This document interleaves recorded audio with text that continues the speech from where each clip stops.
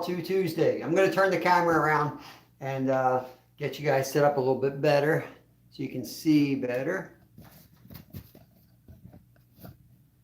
All right. Bear with me 1 second. I got to use both monitors here.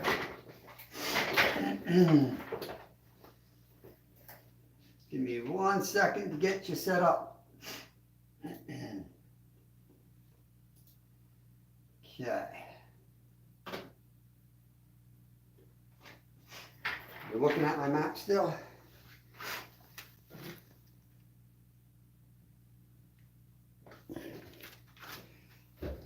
Let's try that.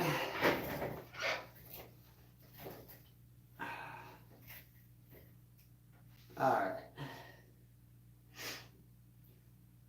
It wouldn't be a Tuesday night without tech issues here, but I will get it figured out. 1 second.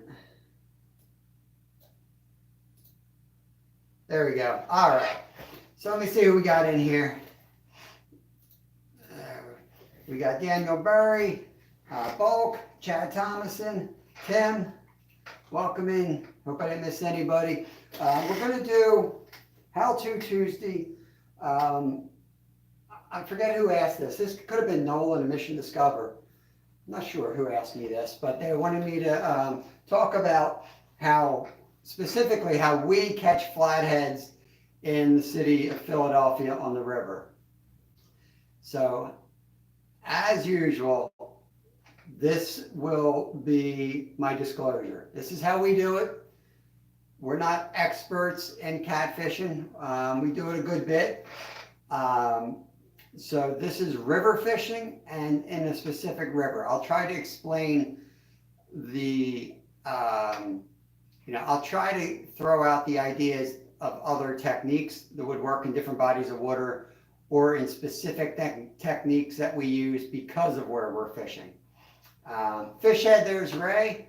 So I hope you guys are doing good. Basically, the format of these Tuesday nights, just to refresh everybody, is the first 30 minutes, I try to get everything out that I prepared.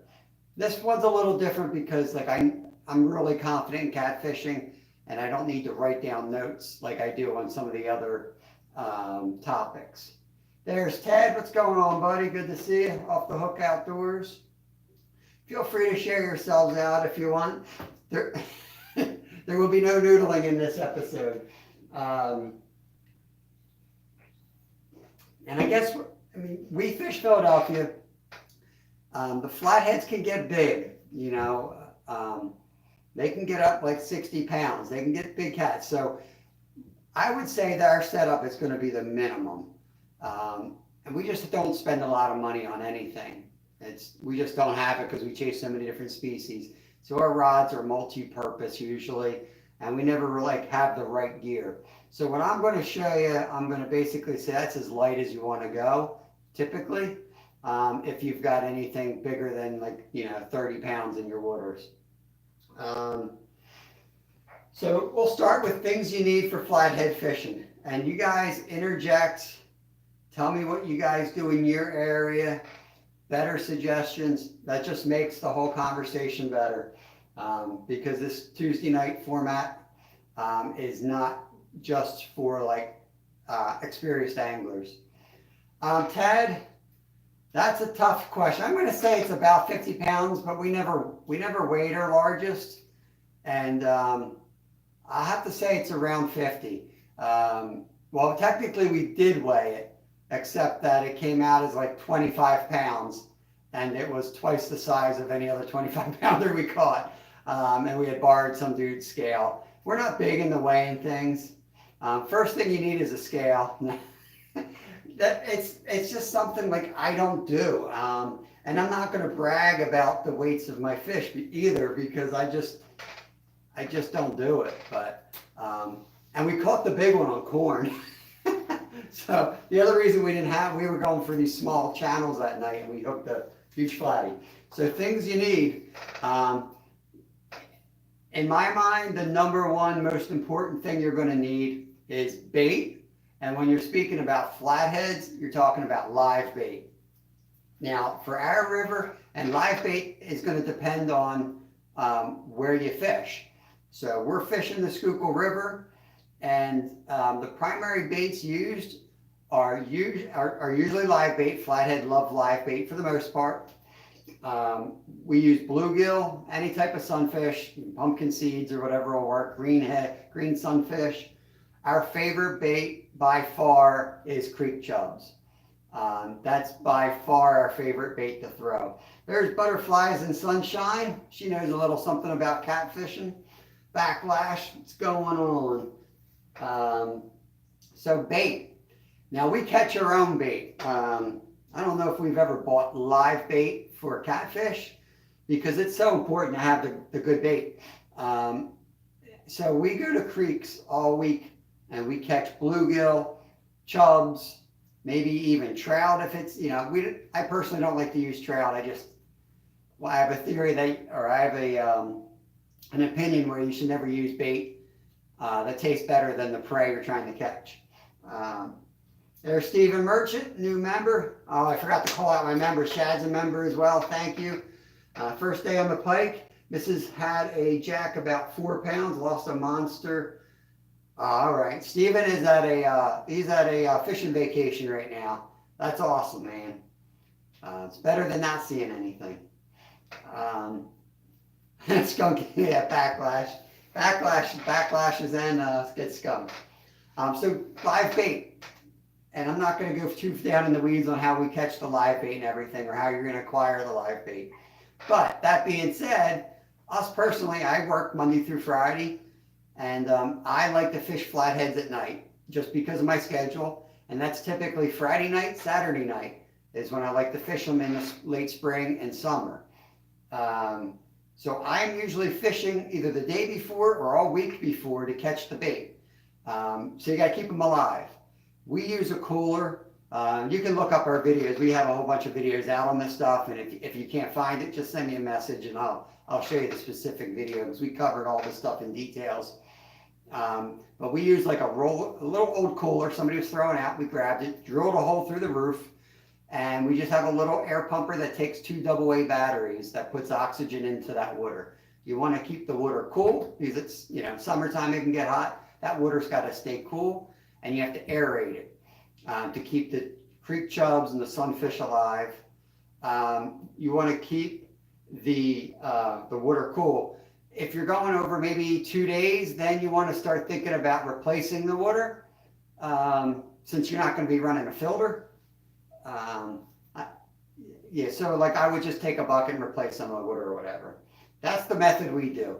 You can also keep them if you have a bigger tank. I know Jeff Beal has his own fish tank down there in his shed. That's another option too.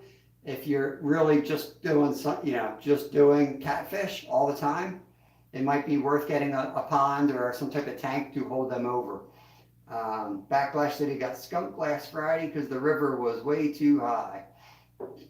There's Mission Discovered. Nolan has fished with us in Philly, and his research proved that in our river, creek chubs are the way to go. So we get down to the gear that you're going to use.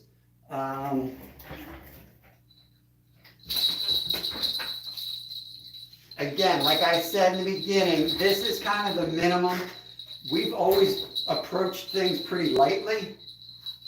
I don't like to get a huge rod, and and catfish are not line shy. So if somebody wants to give me better catfish rods, I will definitely use them. That being said, I usually fish mono, and I try to get 30-pound line, about that. I could use more because I have snapped some big ones off. But like this is one of our setups right here. And now 30-pound line on this Penn Pursuit doesn't really fit well. This is actually a little bit thinner line right now because we were rigged for steelheads on the same rod. But basically you want to use the biggest line, like, get it a little bit over 30 is my opinion.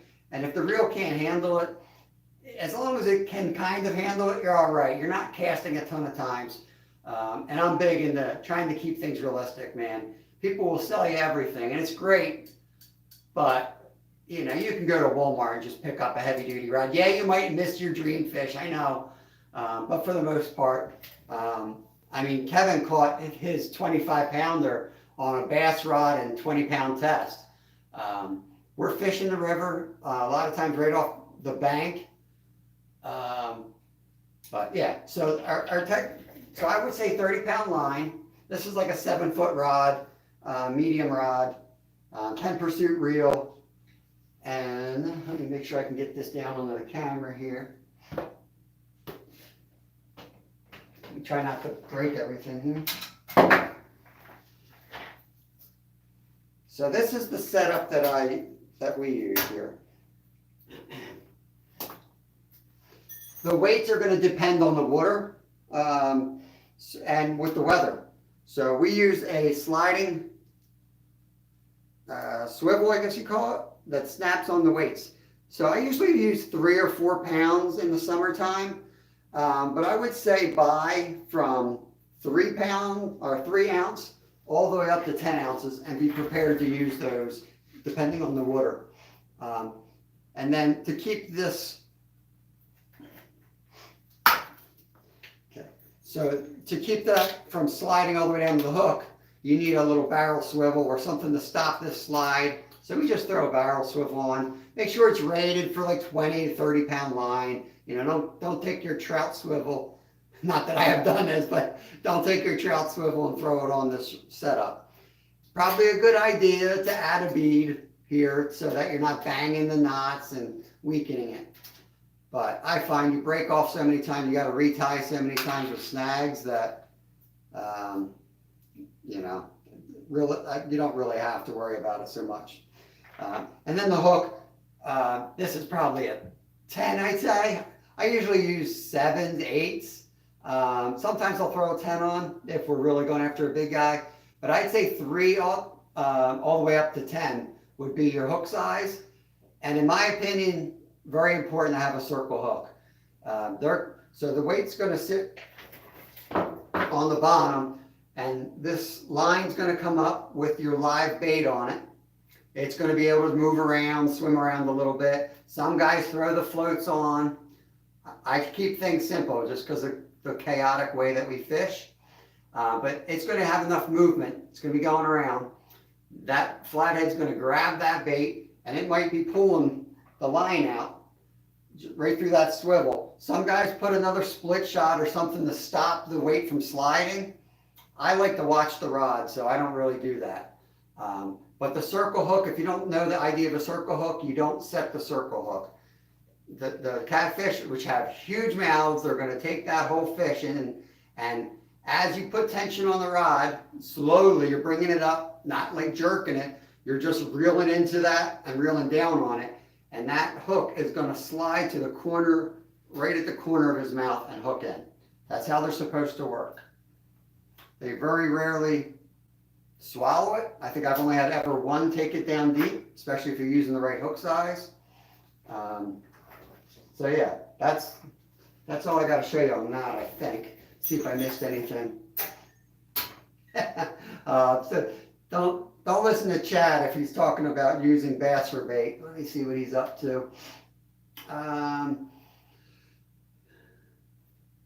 Yep, Ray said he uses, I think Ray's a lot like we are, like with the kids and all. Like, we never have quite the exact right gear. And you don't really need the right gear. I feel a lot of people are like, oh, I don't have this, I don't have that, that's too much money. And a good old boat rod that you can find clearance from a deep sea boat, that stuff works just fine. Big bait caster, it works fine. The important thing is to think like, I always think of the fish and work backwards. Like, what are you trying to catch? How much weight am I going to have to throw out there to hold my bait in one spot? Or do I want it to slip? Now, what kind of rod do I need to deliver that bait and that lead to the spot? What kind of line do I need to make that happen? That's kind of how I think of every species that I pursue. See, ugly sticks are great for the price and quality. Dude, my ugly stick, that was my favorite rod. And then that Mission Discover, so my favorite rod was that little white rod I had. But a catfish took that in the water, and I wouldn't let Nolan go swimming for it. Mission Discovery said, just check 35 to 40 for a medium heavy combo. John, I was so close to hooking that in my mouth to show you. There's Aiden, another local dude. What's going on? So hard to go from circle hook. Yep, it all works. It all works. My charter today caught 10 and booked a trip for Thursday again. Sweet, John. That is sweet. Let me get this rod out of the way before I get hooked. So like I said, we like to cast out and leave it in one spot. So I'm picking a weight depending on the water, and I don't want it to float down the river. I want it to hold in one spot, and I'm going to let the live bait swim around and do the work. So flatheads, a lot of rods, like when you use the bells, like, and again, this is just my experience. It might be limited to the spots that I fish here, but almost every other fish is like, even a channel cat's like bam, bam, bam, bam, you hear it going. A lot of times the flatheads are just like real subtle, and they just take the rod. And I think because they're so dang big sometimes, they just go down and you're like, it doesn't even ring the bells.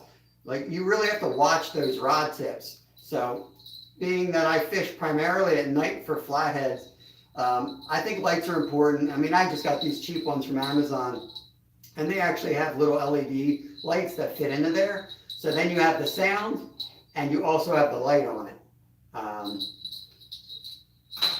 Other equipment you need is a landing net, and you gotta have a pretty big landing net, and you gotta figure out where you're gonna fish. Some of these spots, especially down towards the cities, have big walls and things, so you might need a long pole net, or even one of those like what are they, like fishing pier nets where you lower them down to get the fish. Good set of pliers. You can almost always pop it right out with your hand. A circle hook, you can almost always get behind it and pull it out, but always should have pliers with you. The bells and the lights I spoke about. Rod holders, I mean, you've seen enough takedowns. $2 Walmart rod holder right here. The thing you have to watch out for is your soil type. This works great here, but I can imagine if you had sandy soil, it may not work as good. Also, this is great if you have a dock where you can drill a hole legally, and you can drill a little hole and just put that in there like this. Works great for that too. I got a headlamp on the list for sure. So in addition to the light on the pole, and not just because I'm doing lives, but it's really nice to have an extra light shining up at the rods in general. And then you need a headlamp. I use the lupine lights right here, and this is like a real easy touch. Super bright light. But you're gonna have to be retying, and sometimes the line on the rods, or sometimes the catfish don't take the rod away or the bait away from you, it comes at you. So you could be watching a bell and a light on your rod all day long, but if you can't see that line, so high vis line's a good idea, at least, maybe not on a leader, but at least up top. They're not line shy. You got to be able to look at that line and know, whoa, we got slack line here. You got to reel that up real quick, see if he's still there. And so yeah, headlamp is very important. See what else I got on here. I think that's pretty much the basics. I mean, 17 minutes, and I think I delivered the basics on what you need to catch catfish. Ideal, and this is flathead catfish. Channels, they prefer dead bait typically, but we fish for both at the same time, and we have caught flathead on dead bait, and we have caught channels on live bait. So it's good to mix things up. I will also say, hey, Wendy Jane, welcome in, another shark member of the channel. Appreciate that. And Smallwater Charters and Ruby, Russian Wind Mountains. Thank you, members. Appreciate you guys. In Pennsylvania, you're allowed 3 rods. And I will say it's very important to max that out because you're casting and waiting. And I'd say, 30 minutes to an hour is the typical time I would wait until I checked my bait. Now, if the rods get hit, kind of like carp, if your rod gets hit, I always wait an extra 10 minutes because maybe the bait's still on, maybe it's not. 10 minutes I feel is like a good compromise. It's enough time for the catfish to come back and take the bait if it's going to happen. Anything more than 10 minutes, it's like risk reward. Now it's like you could just have a hook out there with no bait and you have 3 good rods, now one's out of the action. So to me, it's like just pull that rod and check your bait, throw it back out. Try to get in the same spot if you know they're biting there.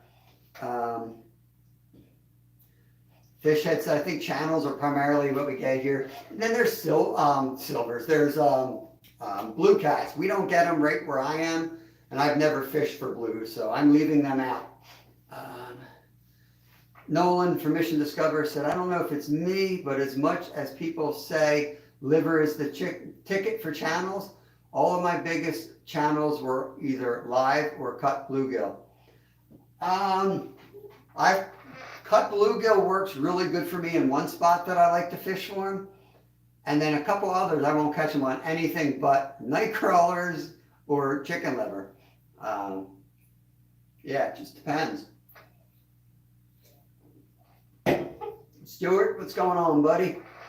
Nolan said, I've caught 3 flatties total, one on cut bait. Suckerfish is awesome bait too. That's another one, I left that out. Live sunfish and chub. Stuart, don't get me started. Welcome in, Stuart, the fish whisperer. V8 there, Sam. Oh, I totally want to do some blues. This looks like a Stuart raid here. We got Thumpaholic in there. I was peeking in on you guys before I was getting set up for the live. Who else did I miss here? Sam V8. Mr. Tolley, thanks for coming in here. Appreciate that. Nolan said, I've caught 4 channels over 10 pounds on bluegill. Yeah, I think it depends. You know, I think you fish some of the same river that I'm fishing. And bluegill's probably what they're eating for the most part, you know. Aiden said he has no problem getting flatties on dead or cut bait. Again, like, you know, if you're fishing the river, you know there's just dead sunfish running down that all day long. I'm talking about when I set up and you see my lives, and I think that's what spurred this live topic. When you see me out there on the docks or on the banks of Philly catching them, it's like nothing but live creek chubs, takedowns. I'm very rarely getting anything on anything but a live creek chub. Couple bluegills here and there, maybe 1 or 2 out of the 50 that we've caught this year, at least. They're always on bluegill and live bluegill, live chubs. But again, that, you know, you guys tell me what works in your areas and your experience. And again, that could just be my own like experience, and maybe I have confidence in that, and so I throw that bait. Who knows? One thing I've noticed with flatties is that they love like ledges. You know, obviously structure is something you always go to. You got to look for the current, the deep water where it's got shallow and deep close by, just like almost every fish. You're like looking for the perfect spot like that. But especially like before it gets late at night, I feel like those catfish run those ledges. They're just like invisible there. And it can be sometimes like in Philly, we have like the highway and then the river and the rock wall. And those flatties, I've seen them come right out of that rock wall. They're just under, they're like under the roadway almost. Like if it went that deep, that's where they're at. They love that like ledge. And I guess the best catfishermen know the river well enough to know where those ledges are and like where the deep water, like the perfect spots.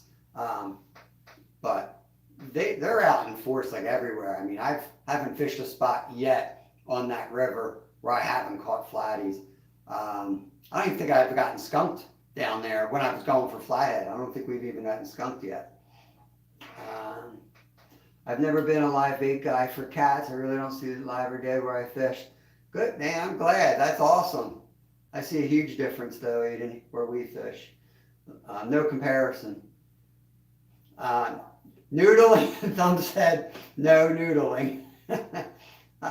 Yeah, every state's different. You got to know your rules too. Um, Aiden, you're on the Three Rivers, right?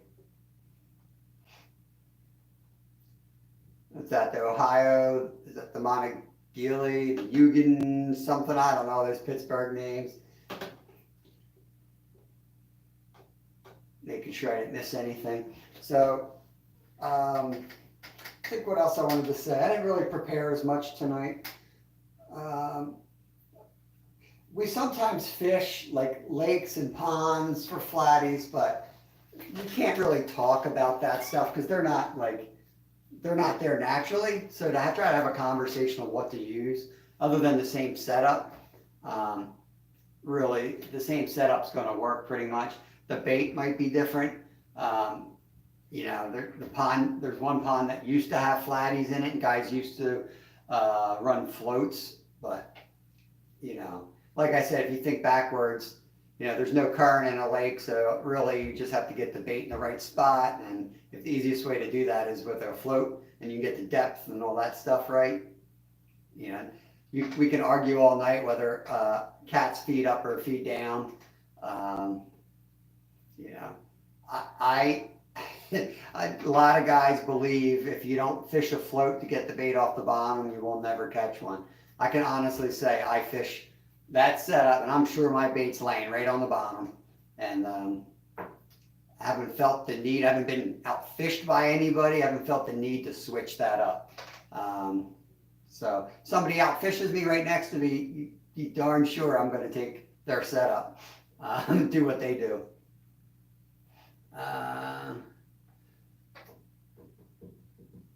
Yep. Aiden, I didn't want to give away your location, but he's pretty close to me. Sam, my biggest, I don't know. I estimated 50 pounds. I don't measure them, but when I was live with Jeff Beal, I know we caught a few 25s and 30s, and literally my 50 pounder was like twice the size of those. So, and I'm not trying to be cocky when I say it's 50 pounds. I just, I know we've had several break the line in Phillies. That's why I said don't go any lower than this. And we started taking a bigger rod out just to try to catch. So I know there's some big ones in there. But yeah, I'm not big into measuring fish. With the cameras and everything, you're holding it up for the live, you got your recordings going. Even though they're catfish, to me, you got people around you and they're staring at this fish laying on the bottom. I just want to get them back, get the pictures and get them back. I see everybody, and I'm going to be honest. Everyone wants to talk about weight.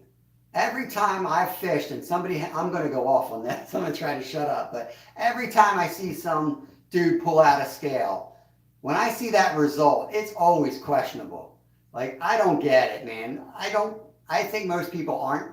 They're not making sure their scales are accurate.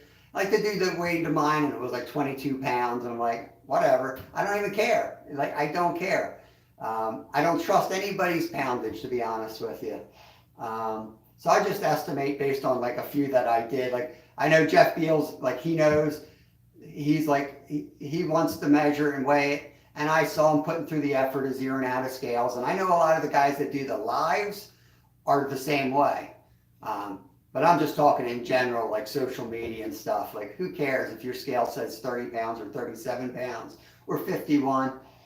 If I see something that's over 60, I usually have something in the car that I can get, and I'll weigh it then. But if it's not clearly over what I know is my PB, I'm not going to bother getting that done. Just not.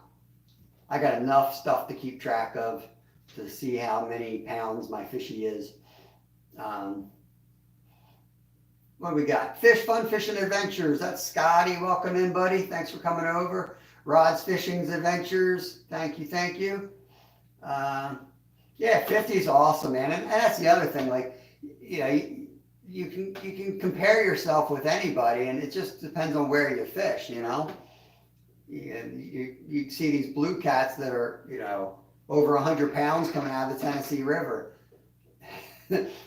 It's insane, So I know you can only catch what's in your area, and but I do like fish in Philadelphia because I think there are some, potential records in there yet. Let's see. Teach me. What did I miss here? A big fish is a big fish either way. Catfish and batter sounds good in tacos. Where we fish, I don't eat them. I have nothing. I have no problem eating fish. You guys know that. But that river is a little suspect yet.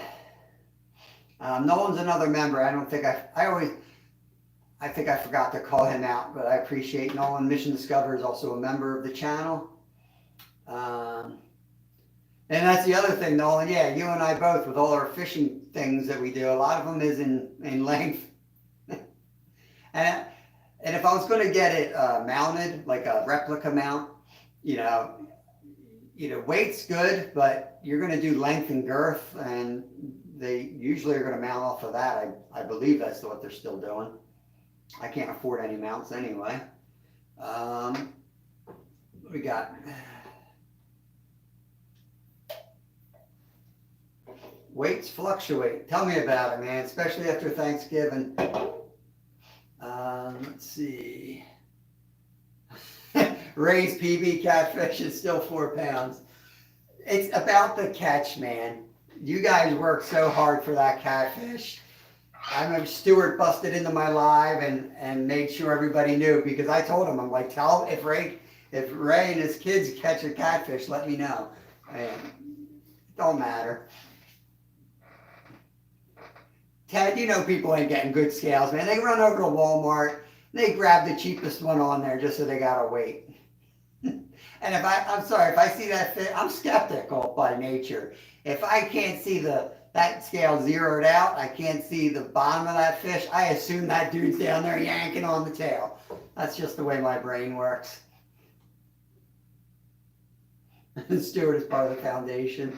Record. Awesome, man. 56 pounds. And you know what it does? Like, all it does is when you tell somebody your weight, like you're proud of it, it gives them the chance to say, oh, mine's 70. It's like, cool, man, that's great, but it's not apples to apples, it depends on where you're fishing and all that. And, I try to focus on like the memory of it. I've got a list of fish with the measurements that I want to mount, and some of them aren't even my PB of that species. It's just like the memory that went into it. Because when you get old and you look at your wall and you look at some fish mount, it's not going to be like, yeah, that's the biggest fish. It's going to be like you remembering that day. And, my biggest flathead, I don't want that one mounted because like it was caught in a lake. It doesn't count in my mind. And it was caught on corn kind of by accident. And it's just like, it wasn't the best. It was a good memory. But if I get one that's a few pounds smaller with like a better, awesome day and story, I'm definitely I'd mount that one instead. Mason Fire, welcome in, buddy. Thanks for coming in. That's a new name I haven't seen in a while, or if before my memory, maybe you are in. You gotta be subbed to the channel, so you guys are all subs, which is awesome. Appreciate that. Let's see, what did I miss? Mission.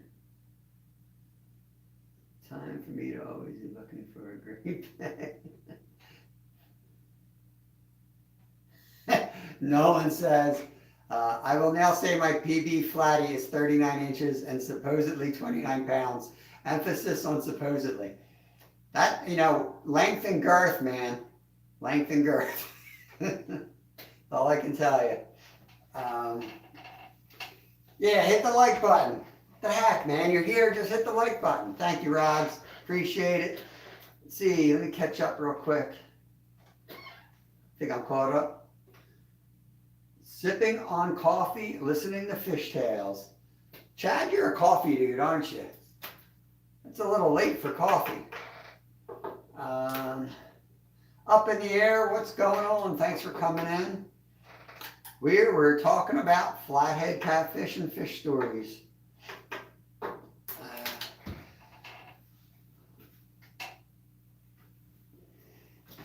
I will give you my 2 cents here too on the rods and the leads. You know, what you gotta watch with the lead is sometimes it bounces off the rod, can damage, especially if you throw your rod in the back of the car. I love these little Velcro things, which are great for putting around the rod and holding like treble hooks from like a crankbait or something.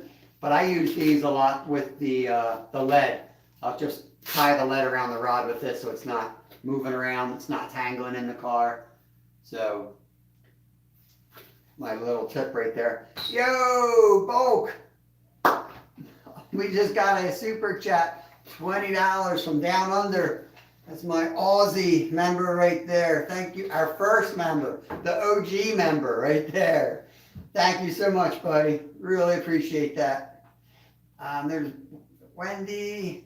Thank you, thank you. Let me see what Stuart's saying. What kind of nonsense is this? Bob, I caught a channel cat that was eaten by a blue catfish that was eaten. That's fake news, Stuart. Fake news. I'm sure it looked good. Yeah, V8, we caught that one Saturday. That was our first winter catfish. We caught him. What did we use for him? You know what? I caught him on pack bait. I just used my carp pack bait because I knew there was carp in there. So I caught him on a hair rig and pack bait. And I catch a lot of channels on pack bait. That's probably my favorite bait to use is pack bait.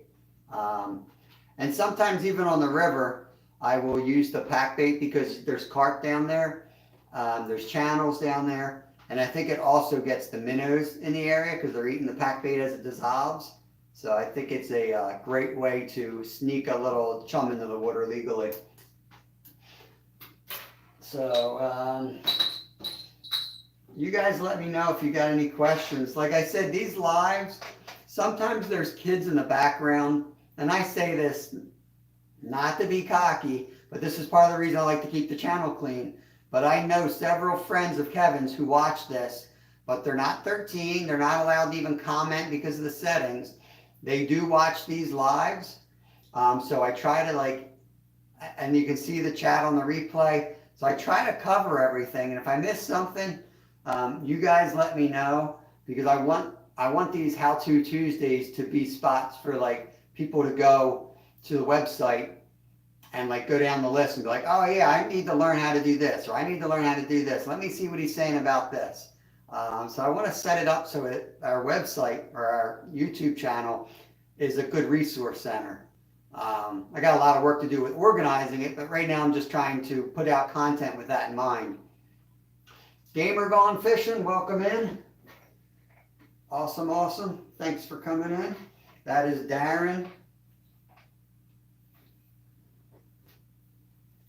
Nolan has been between 195 and 200 subs for a week, and it keeps fluctuating. More subs and back down again. The only thing you can do is just keep going up because they always do that stuff, man. They always do that. Up and down constantly. Savage Batman, welcome in, bud. What's cracking? Thumpaholic said, I thought it was 87 up in the air. What is up in the air saying? I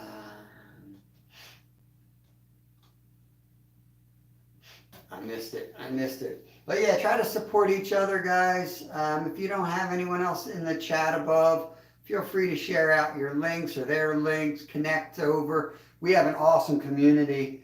And that's like, you know, as much as I like to go show off with fishing and like give entertainment, I do want to make it like educational. And I can't do it without our awesome community that participates and gives their constructive criticism and their tips. This is my man purse right here, John.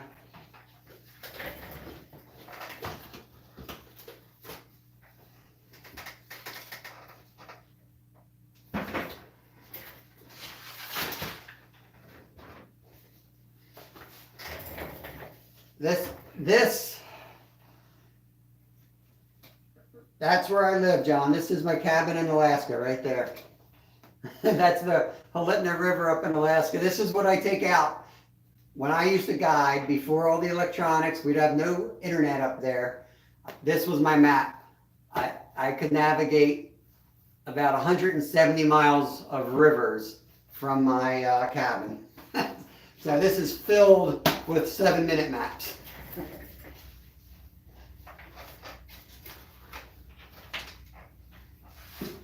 That's what that is. Yeah, V8. That's exactly right. I'm always looking for a PB, but any fish will do. Savage answering Wendy back. Mason, my day's good, buddy. How about you? We did a live this morning if anyone missed it. And we've been getting skunked lately and getting a lot of crap, mainly from Stuart the Fish Whisperer. I'm just kidding. But today we delivered. We went fishing before work, caught the sunrise and 2 common carp. Not bad for like an hour, hour and a half. So that was awesome. It's January in Pennsylvania, so it's cold. How you doing, Mason? Let's see who else we got in here. My Indiana Jones bag, yeah. You thought it was going to be some lame feminine thing, John. Now you don't know what to say.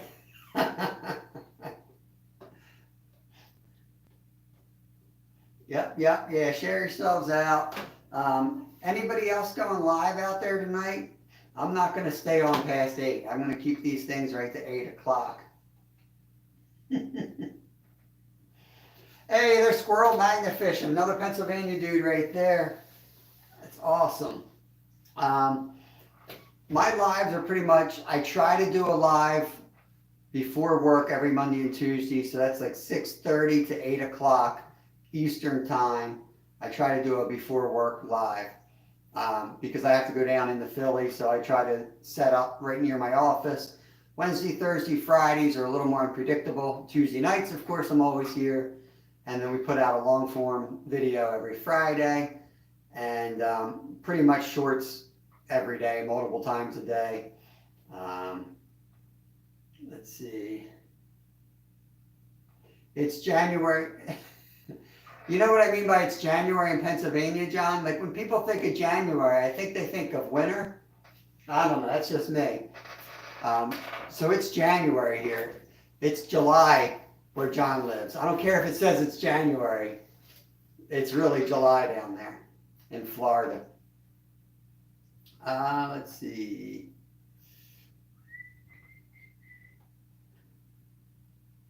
Yeah, I went for one more day. I can't believe we're in February already. I got to look up. I think trout closes in Pennsylvania. I want to say February 18th. Look it up. Don't ever trust me on regs. Look it up for yourself.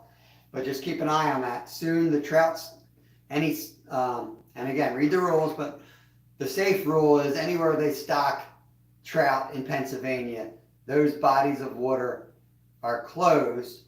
Some of the exceptions might be like all year round fishing, catch and release only, but you got to read the reg book.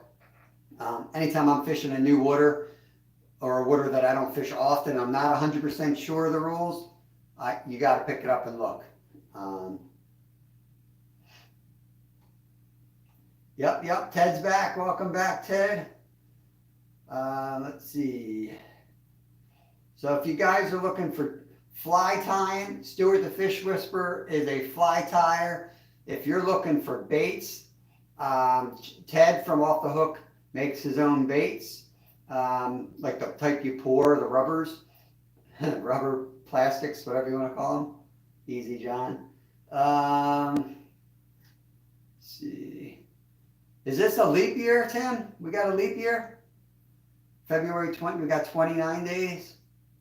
But that 29th day, we really know that's April 1st. Or March 1st. March 1st. That's really going to be March 1st. Terry B, what's going on? Let's see. Trying to think of what everybody in here does. If there's anyone else that has a side gig making some money, let me know on YouTube.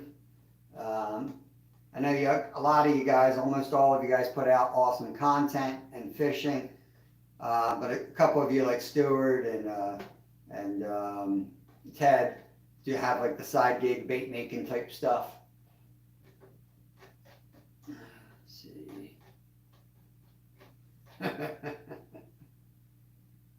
Yeah, I knew you couldn't lay off that one, John.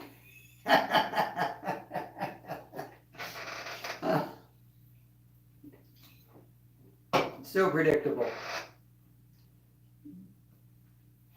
Yeah. Ted, you might know this. There's a local bait shop by me. Some of you in here might know Pearson's, but they are looking for places to get like their wholesale baits from. Apparently, they've been getting them from this factory for years. And what happened was the original owner, Bill Pearson, died. He's been doing this business his whole life.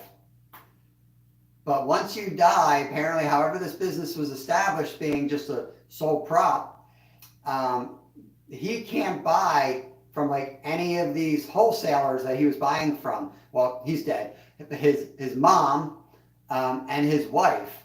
So the business is at this weird crossroads. And I was telling him, like, I wonder if you could legally just go out there and say, you know what, I'm just going to get people to make my baits. Like, yeah, it'd be a lot more money and all, but it would be pretty cool to like have like Ted off the hook soft baits, you know, flies from Stewart. Like have like YouTubers and local small places like making the majority of their gear. But yeah, I'm just throwing that out there. If somebody knows anything on that, I'd love to pick your brain out on that subject because they're an awesome family. I actually turned plugs for him years ago, and he used to make lures and things for all my guests in Alaska. So he was like a family member. And then he dropped over of a heart attack last year.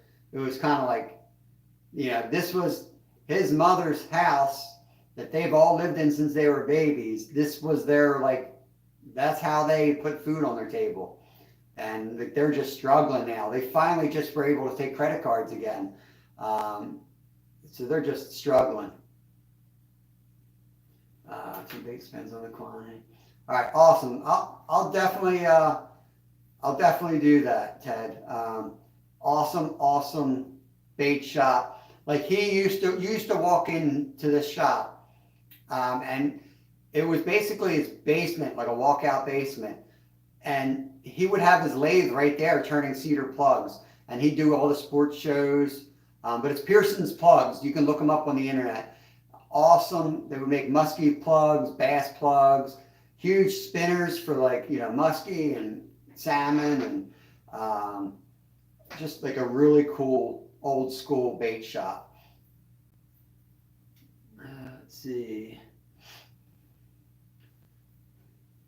Yeah, we need some wino pops. I forgot. Smallwater Charters is the only place I know that sells the wino pops on the shelf. Did you won that, right? And Ted, I forget who did that video. There was a contest where we had to make our own lures, and Ted made like a top water plug with wine stoppers. And he caught a fish on it. Independent made bait shops. That's kind of what I was getting at, right? Like I think there'd be, you know, there's a good bit of money close to here, and they come fish this area even if they don't live here. So like I think it's got potential. I just and like I'm working. Kevin and I are volunteering there the day before opening day of trout because they get mobbed. So we're going to go up there and we're going to be running that day. But she's still worried about running out of stuff. And I was, you know, I got to find even things just like straight up hooks, you know, for trout fishing, size 6, you know, all that crap. I just don't know where people get it from when you can't go through the wholesalers anymore.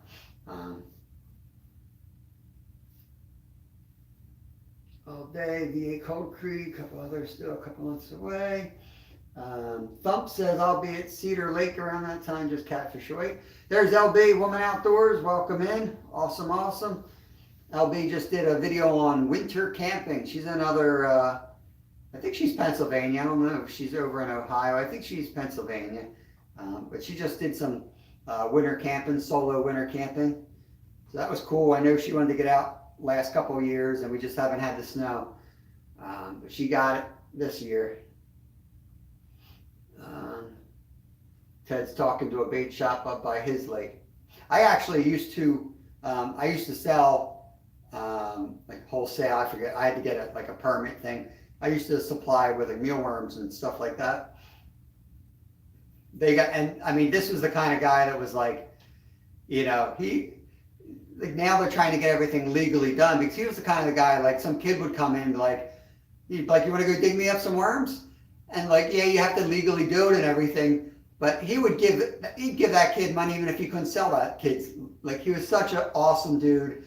Everyone's got stories of this guy. You'd walk into his shop, and I mean, you'd be in there for like an hour, 2 hours, just hanging out, talking. He was an old race car driver, but like that's what he did before his body was all screwed up, and then he started the bait shop. I believe was actually started by his father. And then he was racing cars, and his mom was kind of running the shop. And then after his career, he came back to run the shop, I think was the story.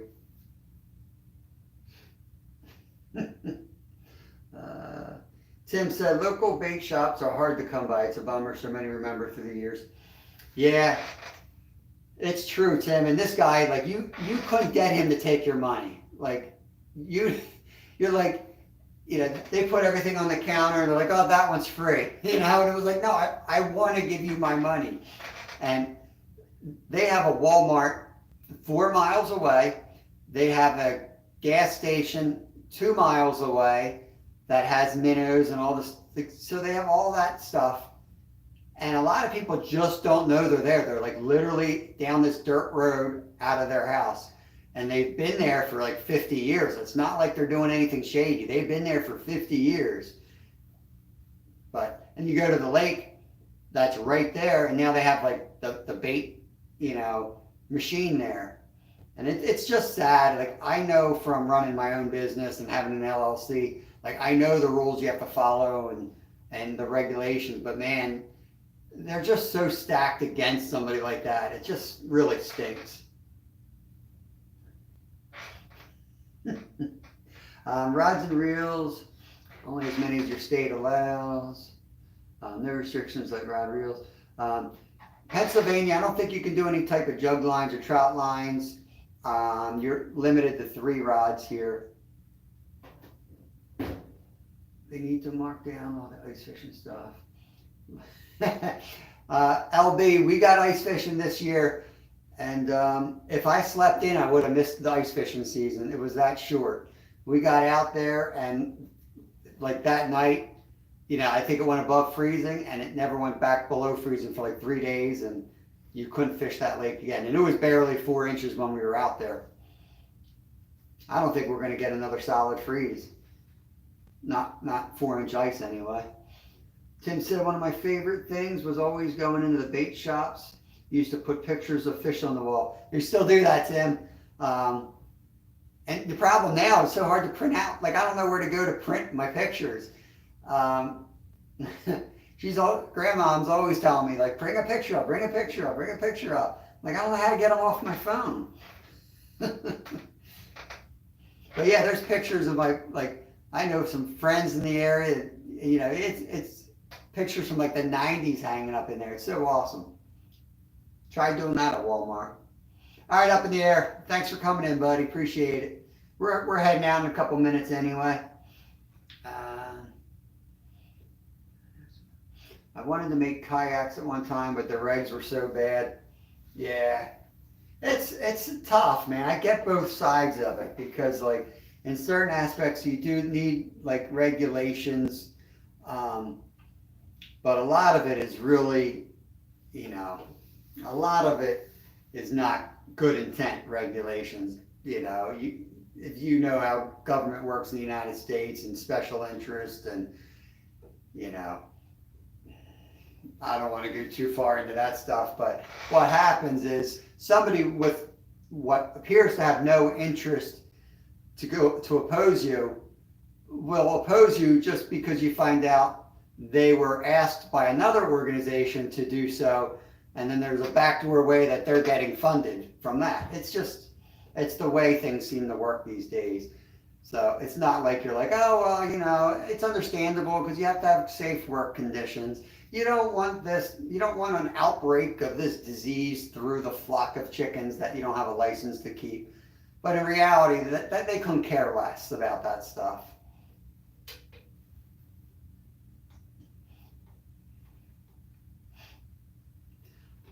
I don't think I knew that was Aaron. So is up in the air is Aaron? Is that why he's Aaron? I did not know that. I feel dumb for not knowing that. But again, that's Stuart, so who knows if that's factual. He likes fake news.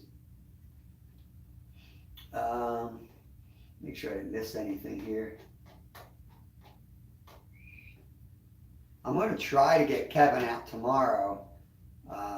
Fish. Stuart, I'm going to try to fish the creek that we did your birthday live at tomorrow for trout. They were smacking good up there today. Travis caught 3 up in that spot.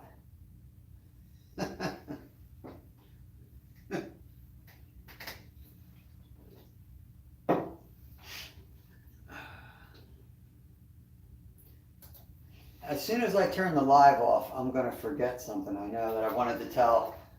Stare around at everything. Yeah, I don't think I got anything else to say. I don't know what we're doing this weekend. Buddy Biggs is tempting me to go up to Maine. That's a long drive. That's probably like 14 hours.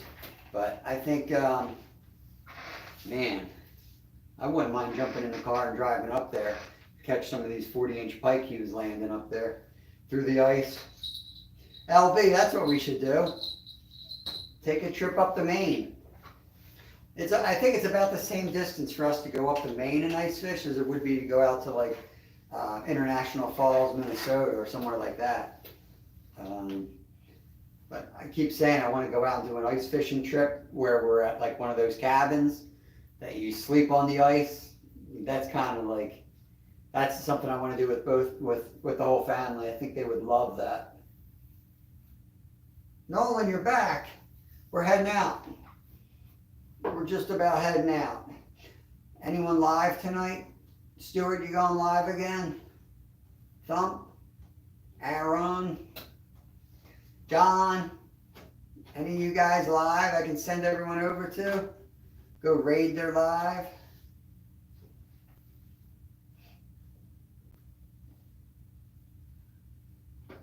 Let's see.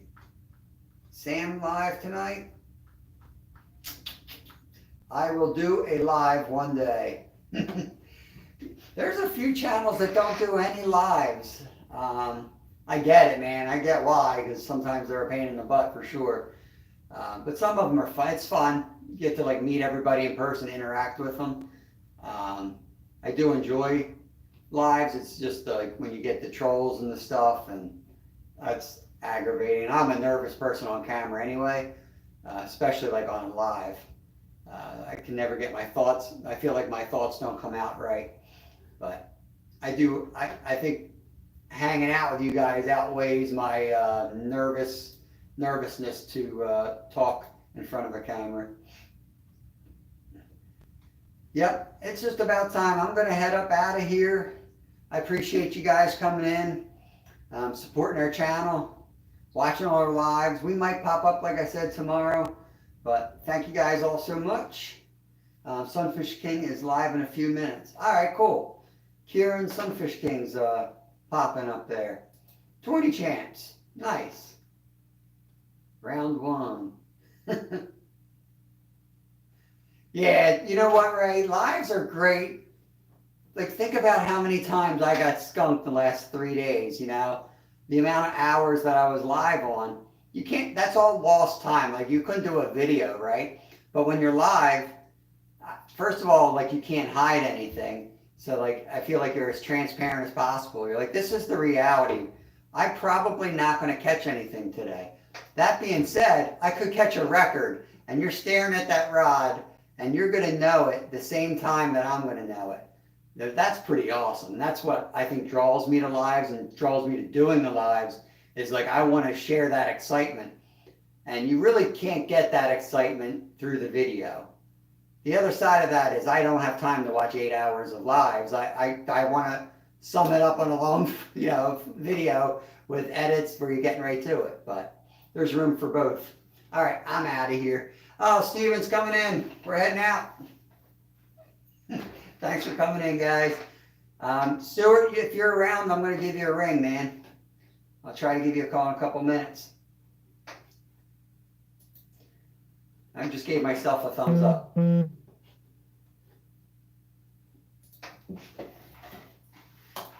All right, that looks good. I got to go hit this, stare at the screen.